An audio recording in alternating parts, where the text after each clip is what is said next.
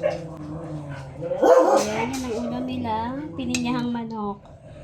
Bali, pinakayaw ko yung lutong ulam ni nanay. Para hindi na ako magluluto kasi luto na siya. Nagluluto si nanay. Nagtitinda siya ng ulam. So, pinakayaw ko yung pininyahang manok para yun ang ulam nila. Kasi na sa kanila yan. Kasi lalamasin pa natin yan. Yung buto, tinatabi natin kasi yan ay hindi pwede sa kanila. Itong malambot pwede. Pero yun, hindi yan pwede. So, mamaya, lalamasin natin yan. Tapos tatanggalin natin yung mga buto. Tapos ilalagay natin sa kanin. Para makakain sila. So, yan. Maaga sila kakain ngayon kasi, wala lang. Gusto ko na silang maagang kumain. Kasi may gagawin pala ako. Yan. Para maaga ako magsisimula. Kasi sa work, Monday ngayon. So, kailangan maaga ako magsimula. So, yan. Mamaya makikita niya wala nang buto yan. Yung ulam nila.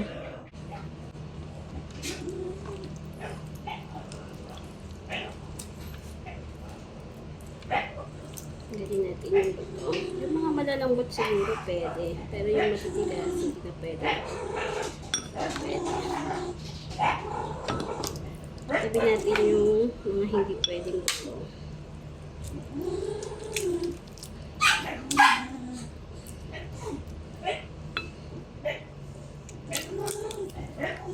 Yung mga cartilage, saka yung mga kneecap. Kneecap nga ba tawag dito? Basta itong mga pating ganito. Yan. Kasama yan.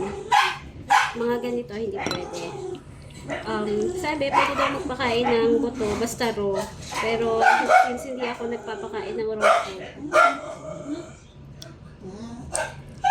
hindi natin pwedeng ibigay yun. Kasi mas matalas yung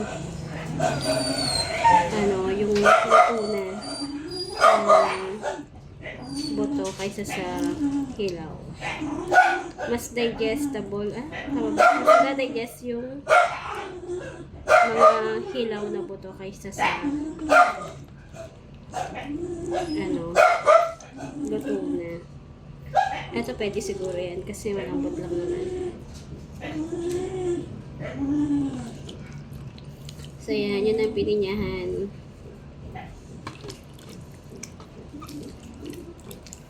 So yung tinda ni nanay kanina, pinakayaw natin para hindi tayo magluluto kasi luto na. Pininyahan yan. Pero wala na itong pinya kasi kinain ko na yung pinya. Yun yung part ko. Pinya.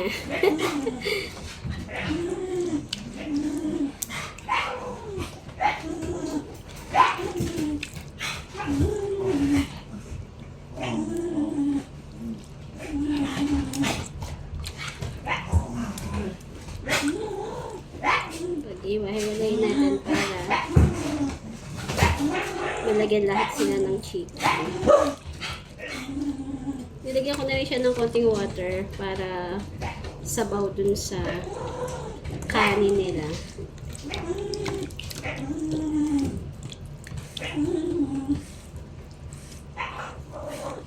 Ayan, yun ang buhay namin. Kakain sila. Tapos may tatrabaho ako after.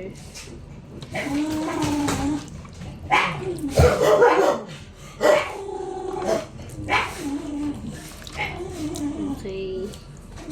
Kung mapapansin nyo, may mga maliliit na buto dyan. Pero yung sobrang lambot lang yan. Yan. Sobrang nalambot lang yan. Hindi natin sinama yung matitigas. Yan. Hindi natin hindi sama yun.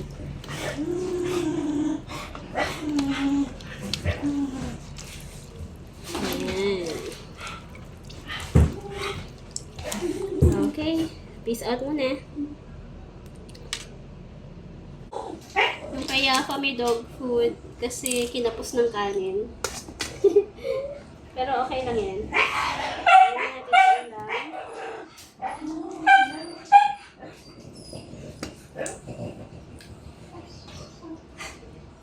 Yeah, konti lang chicken mo kasi bawal sa iyo nga yan kaya lang wala kang ibang ulam.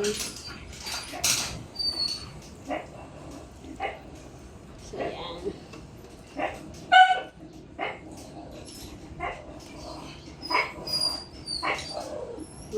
Quiet, quiet. Excited sila kasi na-amoy nila masarap ang ulam nila.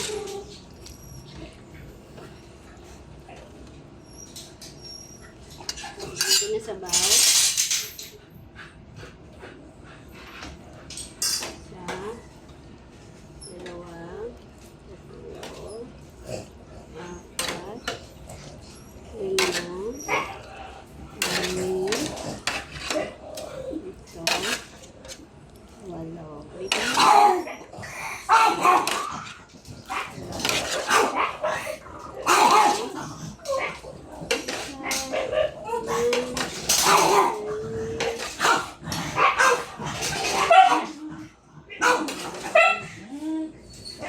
Okay, Black. Bigyan natin si Black.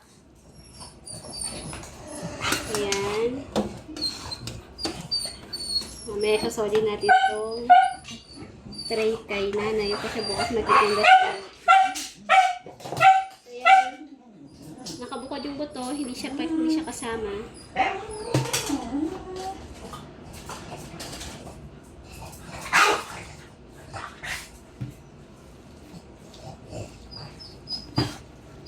Salamat.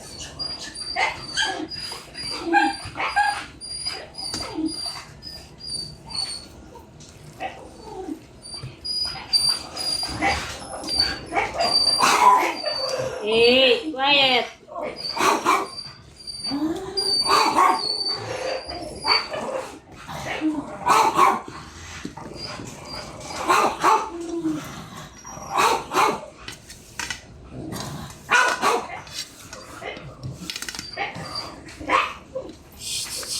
Quiet, quiet.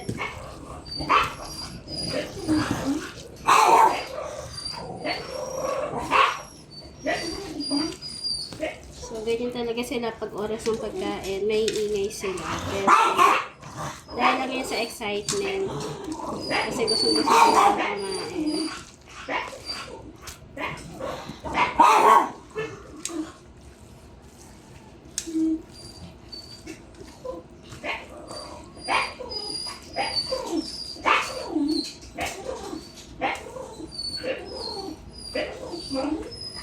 And again, yung mga alaga natin ay mga senior dog na.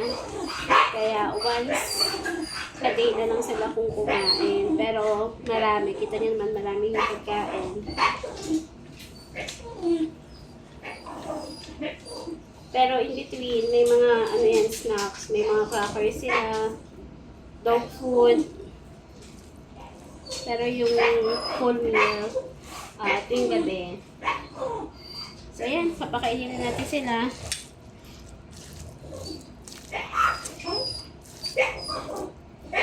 Alrighty. Tapos na. Pwede na silang kumain. Pause mo na. So, ayun. Si Bududuts nakaubos na agad. Panalo siya. So, ayan. Kumakain na rin sila lahat. Ayan. Kumakain sila.